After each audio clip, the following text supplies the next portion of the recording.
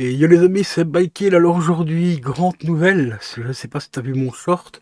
Si tu ne l'as pas vu, je t'invite fortement à aller le visionner. Car il y a une info, mais de ouf.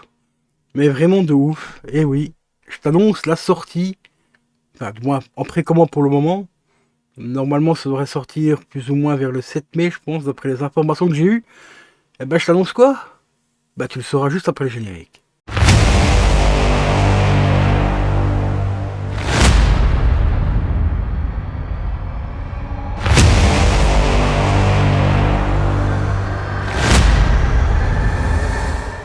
Heureux les amis, grande nouvelle comme je te l'ai dit juste avant l'intro. Je t'annonce officiellement la sortie du film en 4K d'un film cultissime avec Brandon Lee. Et oui, The Crow arrive enfin en 4K. Bon, pour le moment, il est en précommande uniquement sur des sites américains. Donc j'espère vraiment qu'on aura la chance de l'avoir en précommande aussi sur en Europe, quoi, tout simplement sur des sites français.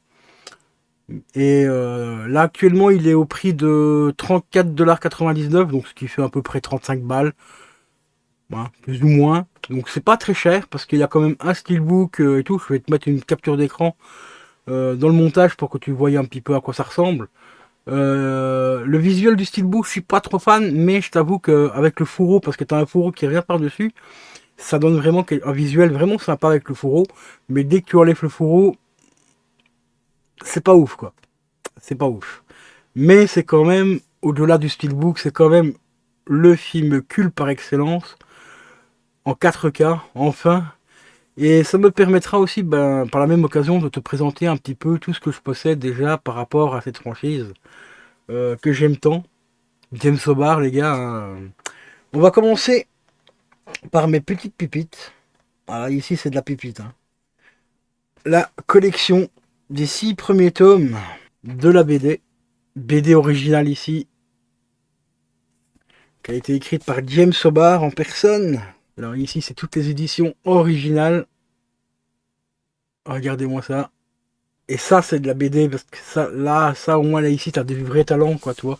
Tous les dessins sont faits à la main et tout, et pas comme aujourd'hui pour les trois quarts des BD où c'est fait par ordinateur et tout. Même par intelligence artificielle aujourd'hui, c'est quand même...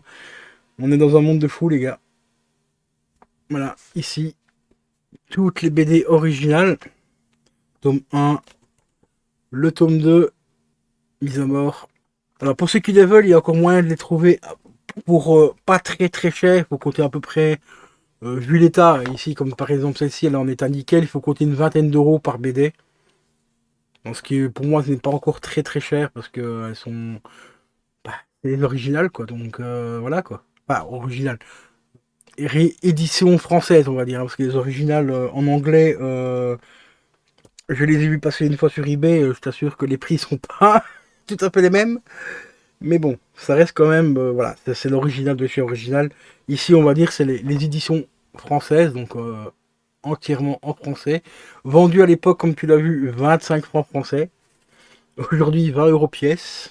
Le tome 5. Et regardez-moi dans l'état qu'elles sont. On a l'impression qu'elles viennent juste de sortir à la librairie. Tellement qu'elles sont propres, quoi. C'est quand même assez ouf. Même le tome 6, qui est le dernier. Voilà. Les larmes de Jésus. Alors franchement, on est quand même assez proche. On est quand même assez proche. Du moins, allez, je vais les pousser jusqu'à la deuxième, voire troisième BD. On est quand même relativement proche du film. Ça se voit que James Hobart à cette époque-là avait bien fait les choses en sélectionnant bah, les acteurs qu'on connaît, donc Brandon Lee et tout. Parce que Brandon Lee était déjà un très grand fan de tout ce qui était BD, comics et tout ça. Et James Hobart voulait quelqu'un donc enfin prendre le rôle phare donc de The Crow. Il voulait quelqu'un qui soit un minimum fan de BD quoi, tu vois. Et quand il a rencontré donc Brandon Lee, et ben il a choisi directement parce qu'ils ont eu beaucoup d'atomes crochus tout ça à l'époque parce que c'était deux grands fans de BD, hein, donc forcément. Donc ça se reflète quand même assez bien dans le film, même s'il y a quelques petits changements quand même par rapport à la BD originale. On est quand même relativement proche, hein, tu vois. les personnages comme Tintin par exemple est quand même assez représentatif dans le film par rapport à la BD. Jusque malheureusement à la suite de The Crow, hein, la Cité des Anges qui a été bon. Personnellement, avec le recul, je le trouve pas si pourri que ça, mais on est très loin de la première version, hein. Pour moi, la meilleure, c'est celle de Brandon Lee. Ça, il y a pas photo avec ça. Je vais faire un petit peu de place. Mais après, on nous a sorti, donc comme je t'ai dit, on a sorti le 2, donc La Cité des Anges. Et La Cité des Anges a eu droit aussi à sa BD. À sa BD. Alors là, ici, on voit tout de suite que c'est un... que cette BD-là a été faite surtout pour promotionner le film. Je vais t'expliquer ça tout de suite. Regarde, c'est très simple en fait. On va prendre la première, enfin, le sixième tome par exemple. On va ouvrir la première page. Voilà. Ici, on a un synopsis. Et là, on entame directement la BD. Voilà. Pas de chichi, pas de fioriture, tu vois. On attaque directement la BD. Et tout ça, ici, tu vois, c'est la BD. Il n'y a pas de fioriture, il n'y a rien. Et à la fin, bah, qu'est-ce qu'on voit? On voit tout simplement... Enfin, je vais même te montrer un exemple aussi avec la première, avec le premier tome. À l'arrière, hein, l'avant. Tu ouvres, bah c'est pareil, hein. On a la synopsis. Ici, on a un des personnages d'entrée de jeu, on arrive directement dans la BD. Et ici, ben on arrive jusqu'à la dernière page, hein, même carrément sur le papier glacé, on a de la BD, quoi. Voilà. Alors pourquoi je dis que ces deux BD là ont été faites surtout pour mettre en avant le film, enfin, faire une grosse promotion du film, ben c'est très simple. Déjà ici, on a Vincent Perez, on le reconnaît quand même vachement fort, hein. Et c'est toujours produit, enfin, du moins distribué par Disjoncteur. Mais vous allez voir ici qu'on est très loin de la qualité de James Hobart. Car dès qu'on ouvre, bah déjà à l'arrière, qu'est-ce qu'on a? Une magnifique pub pour le film. Voilà, Vincent Perez, The Crow, La Cité des Anges. Quand on ouvre la première page, qu'est-ce qu'on tombe? On tombe déjà sur une petite pub. Donc ça, une petite pub, ici c'est quand même assez sympa parce que c'est une pub quand même pour la BD de James Hobart. Donc encore heureux, quoi, tu vas me dire. Donc ici c'était une BD, enfin un recueil qui coûtait 99 francs à l'époque et qui avait 244 pages. Mais vous allez voir déjà la qualité des dessins ici. C'est déjà moins qualitatif. Enfin, du moins pour moi c'est beaucoup moins qualitatif. Puis déjà elles sont en couleur, alors qu'à l'époque c'était tout en noir et blanc. Mais vous allez voir un truc qui moi à l'époque m'a choqué quand même beaucoup quand j'ai eu l'opportunité d'avoir celle-là. Bah vous allez voir un truc de assez cinglé. Je vérifie quand même quelques images parce qu'il y a des scènes de nu et tout ça dedans. Donc avec YouTube, tu te doutes bien que ça va pas être présentable. Voilà, qualité ici, bon, assez moyenne. Bon, ça reste quand même assez qualitatif, hein, on va pas se mentir. Mais on est largement en dessous du coup de crayon de James Hobart déjà. Et ici, encore une pub pour le film. Alors, chose qu'on ne retrouvait pas dans les éditions françaises. Ici, pareil, encore une grosse pub aussi, voilà, sur le film. Donc Vincent Perez, ici on a une interview de l'acteur de l'époque et tout. Donc ici c'est plus une BD promotionnelle, hein, comme je te l'ai dit. Voilà, on a tout un gros, mais vraiment gros pavé, ça prend carrément 4 pages. Où il parle que du film, il parle même plus de la BD, il parle carrément que du film en fait. Et ici, bah, c'est là que ça touche le fond. On arrive à l'achat des goodies. Alors que James Hobart, par exemple, dans ses BD, n'a jamais mis des pages de goodies. Il aurait très bien pu le faire, hein, non, que c'était pas sa cam. Sa cam, c'était faire son kiff avec ses BD et tout. Et ici, encore une fois, les goodies. Je vous laisse voir un petit peu les prix de l'époque. C'était quand même pas donné, hein. C'est des bêtes photos, hein, tu vois, un peu comme les Panini. C'était quand même relativement cher. Bon, après, c'est quand même sympa de les avoir, hein, tu vois. Là, ici, on a Iggy Pop, qui est quand même très bien représenté aussi, hein, donc ça va. Mais ici, déjà, je crois qu'à l'époque, il me semble que le dessin avait été fait par ordinateur et pas par un dessinateur dédié. Il me semble que j'avais lu ça sur internet à l'époque. Alors cette BD-là est déclinée en 3 tomes. Malheureusement, je n'ai que les 2 premiers. Donc ici, c'est le premier tome. Et on a hop, le tome 2, vendu 22 francs. Vendu moins cher en plus, toi, moins cher que la BD originale de James O'Barr, hein, quand même 3 francs moins cher, donc ce qui est pas négligeable. Mais quand tu vois le nombre de pubs qu'il y a dedans, c'est quand même assez effroyable. Donc comme tu le vois, c'est bien le tome 2 sur 3. Ici, on retrouve encore une petite pub donc pour le recueil. Voilà, 99 francs, 244 pages. Mais encore une fois, ici, c'est que de la pub. Beaucoup, beaucoup, beaucoup de pub, encore une fois. Encore de la pub ici. Pour les goodies du film, donc du deuxième, donc la Cité des Anges. On retrouve encore une fois une page énormément dédiée aux acteurs et au film. Voilà. On retrouve même carrément les mêmes photos qu'on avait déjà dans le premier, dans la première BD. On retrouve exactement le même article que dans la première BD. Ça, il faut le faire quand même, hein. Et bon, après la qualité des dessins, bah, comme je te l'ai dit, on n'aime pas. Moi personnellement, j'aime moins, hein.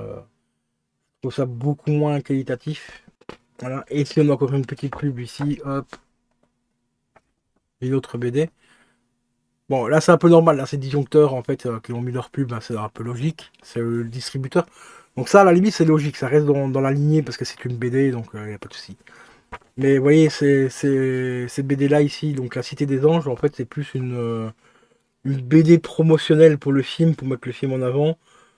Pour ceux qui ne sont pas fans du film, ben, qui sont plus fans de comics et de BD, ben, ils avaient la version du film donc en BD, donc en décliné en 3 tomes. Ensuite, je me suis procuré aussi quelques autres BD un peu plus divers et variés, on va dire. Parce que là, on a de tout et de rien là-dedans. Il y a eu les BD, donc The Crow, enfin The French The Claw, donc édité toujours par James O'Barr ici. Malheureusement, je les ai pas toutes, parce qu'il y en a eu quand même beaucoup qui ont été faites. Voilà. Et là, James O'Barr, toujours du noir et blanc, hein. Voilà. Ça, c'est vraiment assez cool. Moi, j'aime bien le noir et blanc pour ce genre de BD. Je vais vous montrer encore deux, trois autres pages. Donc, on a celle-ci. Je dois encore en avoir normalement une autre en French. Voilà, il y a celle-ci, celle-ci. On a celle-ci qui est beaucoup plus récente, mais toujours The French Crow. Pareil, hein. Qualité aussi du dessin, il n'y a rien à dire. Alors, celle-ci, elle date de 2011. C'est marqué juste ici à la fin. 2011. Quelques petites planches. Et celle-ci a été éditée, je ne sais plus exactement quand, je ne sais pas si c'est marqué à la fin. Voilà, celle-ci a été éditée en 2002 et celle-ci en 2011. Donc ça se voit aussi au niveau des couvertures ici. Là, on a une couverture un peu plus... hop, c'est celle-là. Voilà, c'est le cartonné ici. Alors qu'ici, on est carrément passé sur des couvertures en papier glacé et tout. Donc quelque chose de beaucoup plus quali et luxueux, entre guillemets. Ensuite, ici, ça a été encore redécliné dans une autre version. Toujours The French Crow. Alors ici, c'est la fiancée du corbeau. Le sang des innocents. Et là aussi, on reconnaît tout de suite la patte de James O'Barr. Regardez la qualité du dessin, quoi, c'est incroyable. Franchement, c'est un truc de fou. Ici, on retrouve la même page qu'à la fin que la première, enfin que la grille ici que je t'ai montré. Sauf que ici, on n'a pas de date. Il n'y a rien de marqué. Donc celles-ci, elles ont été publiées. Non, il n'y a rien du tout, j'ai pas de date précise pour celle-ci. Et comme vous voyez, bah, toujours jusqu'à la dernière page, ben, on a une petite planche. Après, juste après, bah, c'est la page blanche que je vous ai montré. On peut mettre la date et tout. Voilà. James O'Barr, c'est jusqu'au bout tu profites de la BD, quoi. Alors, celle-ci, elle a été éditée. J'ai peut-être une date ici. Ah, celle-ci, c'est le dépôt légal de troisième trimestre 2010. Bon, j'essaie de vous trouver quelques petites pages. Là, la qualité des dessins a énormément changé ici. On dirait que c'est plus fait par ordinateur ici, tu vois. Comparé aux autres, hein, il n'y a pas photo quand même, hein. J'ai essayé de montrer d'être peut-être un peu trop violent quand même. Essayez d'en trouver. Ah, voilà, celle-ci, elle est parfaite. Voilà. On va faire une petite comparaison de celle-ci.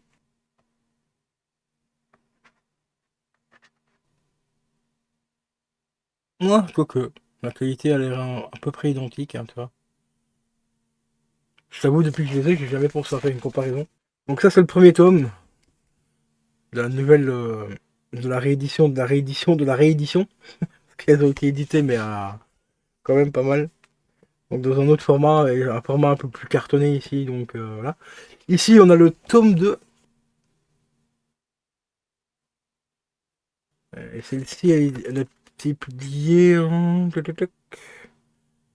2003. Premier trimestre 2003 pour celle-ci. Alors pareil ici, j'essaie de trouver des trucs pas trop choquants. Le petit corbeau et tout. Voilà, donc tome 1, tome 2, et pour celle-ci, j'ai réussi à trouver les 3 premiers tomes. Je sais qu'il normalement, il doit en avoir à peu près 6 ou 7, je crois, si je raconte pas de conneries. Et celle-là, elle a été éditée, enfin publiée en 2007, apparemment. Ouais, premier trimestre 2007. Donc pour la France, hein, bien sûr.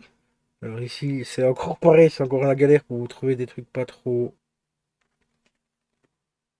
Mais voilà, donc petite BD de The Claw ici. Donc encore, celle-ci ça va encore, mais je préfère quand même vraiment largement les originaux, hein, tu vois, les toutes premières. Mais bon, au niveau qualité dessin, ça va encore, hein, c'est pas dégueulasse, ça va, ça passe encore largement. Mais comparé aux vraiment toutes premières, je préfère quand même largement les premières. Donc ici, donc celle qui a été éditée vraiment par James Sobar, hein, y a pas photo, hein. Et encore ici, elles sont vraiment beaucoup plus tardives, hein, celles-ci, comparé donc aux toutes premières. Euh, j'ai également en The Crow donc la suite donc de celle-ci. Et celle-là, je crois que c'est le tome 3, il me semble, parce que là, j'ai pas les tomes en fait qui sont marqués dessus. Celle-ci, par contre, elle était vendue 9 euros. Et j'ai donc également hop, celle-ci, qui est la suite donc de celle que je t'ai montré après. Et celles-ci, elles ont été publiées. Et là, c'est pareil aussi, vous voyez, vraiment jusqu'à la dernière page, on a dans la BD, à part ici, on a une petite gravure. Mais jusqu'au bout, on a vraiment des pages de BD, donc ça, c'est vraiment excellent, quoi. Alors, celle-ci, elle a été publiée. Alors, ici, on a un petit message qui nous dit que The Crow Fletch and Blood est la nouvelle bande dessinée de la série commencée par James Sobar avec The Crow, donc la saga, machin et tout. Mais par contre, on n'a pas de juin 2000. Voilà, celle-ci, elle date de juin 2000. Et l'eau que je vous ai montré avant, je ne sais plus. Je sais même pas s'il y avait la date. Si je vous ai donné la date de celle-ci, je ne me rappelle plus. Ensuite, on a encore une autre déclinaison. Par contre, je ne sais toujours pas si celle-ci, si c'est la version, enfin si c'est le tome 1, 2 ou 3 ou 4 ou quoi, parce qu'il n'y a toujours pas de tome marqué dessus. On a également donc celle-ci, James O'Barr, The Crow, Dead Time. Et celle-ci, elle a été éditée en 97. Donc apparemment, ce serait la toute première, ça. Enfin, dans cette version-là, du moins. Celle-ci, la première. Ça serait le tome 2 alors. Et donc ici, le tome 3, donc de nouvelles histoires, hein, tout simplement. Je vais vous faire voir un petit peu vite fait l'intérieur aussi, la qualité des dessins, pareil aussi. Là, encore une fois, ben, jusqu'au bout, jusqu'à la dernière page, on a vraiment, on en a pour son pognon. Mettez-moi dans les commentaires si vous comptez prendre le film en 4K. Je sais que The Crow Breton ne le prendra pas, hein, il me l'a dit. Je possède déjà le film en version DVD, ça me suffit amplement. Oui, mais c'est un film culte, donc pour moi, l'avoir dans la meilleure qualité possible, bah ça se prend, hein. Donc en 4K, là, c'est vraiment le top du top, hein. Bon, par contre, ici, je n'ai pas eu la date. Ah bah c'est 97, voilà, je l'avais dit juste avant. Donc moi, j'essaye d'avoir vraiment les BD, enfin les BD. J'ai les films de la meilleure qualité possible. Et évidemment, je garde, parce que je suis collectionneur et surtout conservateur de chefs-d'œuvre comme celui-ci, bah, je garde mes anciennes éditions aussi. Je mettrai, comme je te l'ai dit, je te mettrai aussi une photo donc, de la future édition en 4K, qui est franchement assez propre, hein, avec le fourreau et tout, ça donne vraiment bien. Par contre, quand tu vas enlever le fourreau pour accéder au boulot, enfin au steelbook, c'est un peu moins joli pour moi. Mais bon. Et ici, Jim Terry, James Hobart, donc le dernier tome. Pas un des derniers tomes, hein. Je pense qu'il y en a peut-être d'autres qui sont sortis entre temps. Mais à l'époque, quand j'ai acheté celui-là, c'était le tout dernier tome en date. Le scalp des loups, et franchement, c'est une tuerie. Vraiment une tuerie, encore une fois. Et celui-là, il est sorti 2014. Et là, c'est ses parutions chez Delcourt, celle-ci. Et pour une fois, ici, c'est quand même assez étrange qu'il ait passé le cap. Mais c'est entièrement en couleur. C'est entièrement en couleur. Désolé, je suis obligé de masquer un peu là parce qu'il y a un petit logo, bon, qui peut faire un peu polémique, hein. Là aussi, décidément. Parce que là, il affronte les Allemands, hein. On va pas rentrer dans les détails. Je pense que tu m'as compris. Ça, c'est la dernière, donc, la dernière en date que j'avais acheté à l'époque. Après, je me suis un peu calmé au niveau des BD. Et je m'étais bien sûr procuré la magnifique édition définitive. Alors ça, c'est vraiment une tuerie aussi. Toujours paru chez Delcourt. Voilà, cette magnifique édition limitée à l'époque. C'était sorti quand ça? Je crois que c'était sorti en 2015, il me semble. 2012. Sorti en 2012 et ça reprend tout simplement, tout simplement les 6 premiers tomes que je t'ai montré en début de vidéo. Donc les 6 comics. Dans un recueil vraiment magnifique, hyper propre, avec beaucoup d'informations. Avec une jolie préface ici également. Voilà, et ça reprend vraiment donc les 6 premiers tomes. Voilà, et un petit hommage à Brandon Lee également. Et ça reprend donc les 6 BD. Et il y a des petites surprises à l'intérieur, donc je vais pas vous spoiler pour ceux qui ne l'ont pas. Mais je vais vous dire que au moment où James Hobart a fait ce recueil, parce que c'est un recueil, hein, en version définitive, mais c'est un recueil quand même, et ben il a retrouvé des choses en écrivant cet ouvrage. Donc comme il les a retrouvés, eh ben, il les a inclus dedans. Et je peux vous assurer qu'il y a des très jolies surprises à l'intérieur. C'est une grosse dinguerie. D'ailleurs, j'essaie même de pas vous montrer les surprises parce que sinon je vais vous spoiler et ce serait un peu dommage. Mais voilà, on retrouve vraiment la qualité des dessins d'époque. Ça, il n'y a vraiment rien à dire. C'est une grosse dinguerie. Franchement, excellent ouvrage. Celui-là, je l'ai lu au moins 3 fois, celui-là. Donc ça m'évite aussi de lire les BD d'origine par peur de les abîmer. Et je n'ai pas que ça en The Crow. Regarde The Crow, j'ai pas que ça The Crow. The Crow breton, tiens, regarde. J'ai également les films, bien sûr. Les films d'époque. Voilà. La VHS d'époque. Alors celle-ci, est-ce que c'est vrai, est-ce que c'est pas vrai? C'est donc la VHS qui a été éditée par Touch, Touch Home. Et il y a une légende qui dit que cette version-là, enfin du moins de cet éditeur-là et de cette version-là du film, on aurait la fameuse scène non coupée où malheureusement Brandon Lee se fait tuer dans le tournage. Voilà, la scène n'aurait pas été modifiée comme ça a été fait par après sur les autres VHS et sur les DVD, enfin les sorties en DVD qu'ils ont fait par après et tout. Ils ont coupé la scène, enfin ils ont modifié du moins la scène. Et il paraît que cette VHS là aurait encore la version non modifiée. Bon après ça je peux pas le vérifier parce que je n'ai plus comment de lecteur VHS. Ici c'était une VHS qu'on m'avait offert à l'époque. Voilà, VHS vraiment en état nickel. Le petit fourreau, enfin le petit fascicule et tout d'époque. J'ai également bien sûr le DVD, hein, double DVD collector. Alors The Crow, si c'est celui-là que tu as, The Crow, hein, je suis pas là mon abonné, The Crow breton. Si c'est cette version-là que tu as du film en double DVD comme ça collector, garde-le précieusement parce que il commence à prendre une cote assez importante Moi, à l'époque, on me l'a volé 3 fois. Ouais, ça fait 3 fois que je le rachète depuis, enfin voilà, depuis quelques années. Parce qu'à chaque fois, on me le chourait. Et ici, je l'avais récupéré il y a à peu près 5 6 ans à une vingtaine d'euros, je crois. Aujourd'hui, maintenant, il faut compter entre 60 et 75 euros la copie en DVD. Ça commence à piquer. Je t'avoue, pour un DVD, ça commence à piquer. Mais c'était une édition, mais vraiment magnifique, hein, avec un petit fourreau et tout.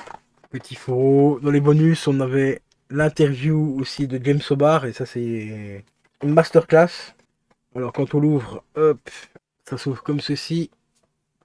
On retrouve la pochette, enfin l'affiche du film. Enfin, quasiment l'affiche originale, hein, c'est pas tout à fait. Parce que normalement, le The Crow, il est ici en dessous. Donc là, il manque toute la partie de. La partie c'est sur le côté, normalement c'est du noir aussi.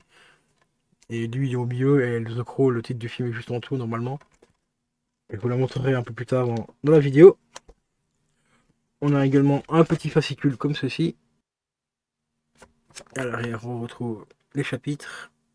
Ensuite, hop, on le rouvre comme ça en deux. Et ça donne un grand dépliant comme ceci. On a donc les deux disques. Et à l'arrière des disques, on retrouve tout simplement des scènes du film. Désolé pour les reflets. Donc vraiment, film magistral, donc je suis vraiment très content qu'il le sorte enfin en Blu-ray, enfin en 4K. Ça fait plusieurs années que je l'attendais. Donc j'espère qu'il sortira en France avec une VF correcte. C'est ça aussi qui me fait peur. Et une restauration 4K à la hauteur quand même du film, parce que bon, on verra ce qui va sortir. Et j'ai également, donc ça c'est par le poteau Eric, bah, une magnifique édition en Blu-ray.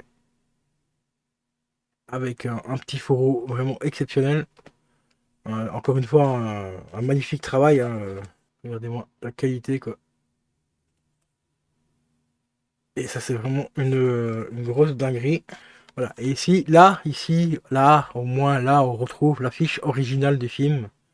Voilà, comme je vous l'ai dit, il manquait un gros morceau de noir ici. Et en dessous, le titre, où on a le corbeau et le titre du film juste ici en dessous.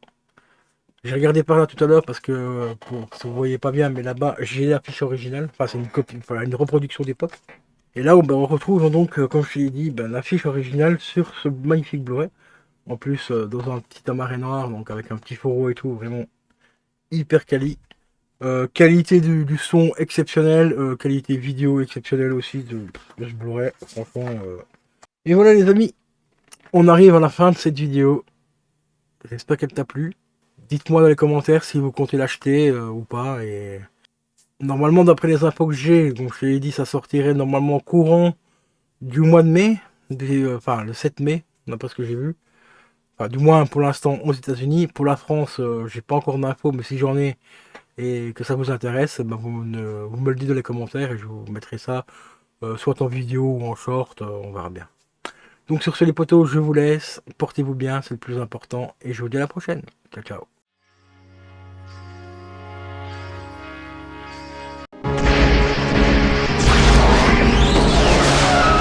Route. Là où on va, on n'a pas besoin de route.